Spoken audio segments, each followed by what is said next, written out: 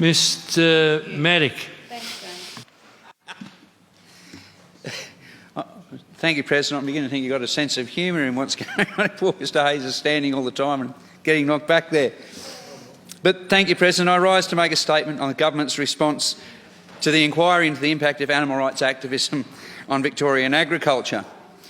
You will recall I spoke against holding this inquiry, which was designed by the National Party to attack the whistleblowers who are active in documenting the suffering of animals in Victoria.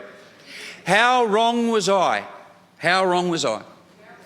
I must thank them for allowing us to have the opportunity to highlight the range of terrible animal cruelty that is routine in Victoria.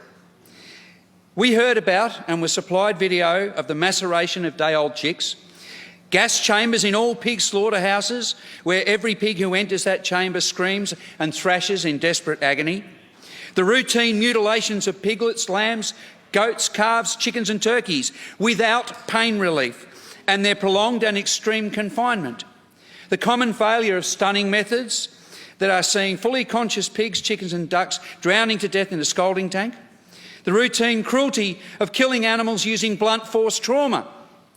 We listened to accounts of violent and threatening behaviour towards activists by those in the industry as well as members of the public. I thank the members of this House who attended this inquiry with an open mind and who were able to see for themselves the problems that occur for animals in agriculture. I thank them for listening to the experience of animal activists firsthand. I have a feeling that many committee members enjoyed meat-free meals following those hearings. We heard from a farmer that I am not in the habit of being cruel to animals, but I have neighbours who are a little bit doubtful. I suggest to the Department of Ag that they go for a little drive down the road and have a look. Time and again, we heard of cruelty to animals in their keeping, their transport and their slaughter.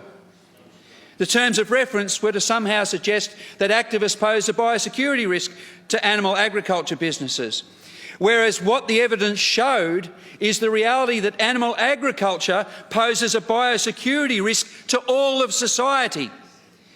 And doesn't society know all about that now? Shut down globally for yet another zoonotic disease outbreak, as I foretold last May.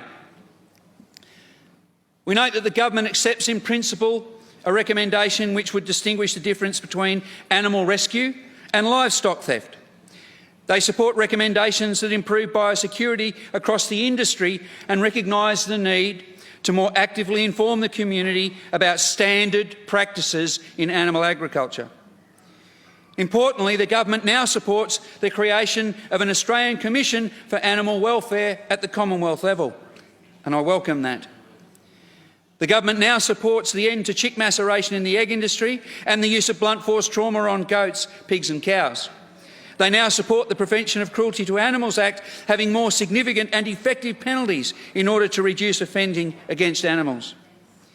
The government now supports the recommendation to look at the mandatory installation of CCTV in abattoirs, just as they do in England and just as the Animal Justice Party calls for. Most importantly, the government has reaffirmed their commitment to modernise the Prevention of Cruelty to Animals Act. And I want to be clear, this commitment must involve ensuring that farm animals are also properly protected under animal protection laws, including duties of care and mandatory codes of practice. In summary, an inquiry initiated by the lone National in this chamber has resulted in the government committing to Animal Justice Party policy. I will now ensure their commitments are enacted as soon as possible.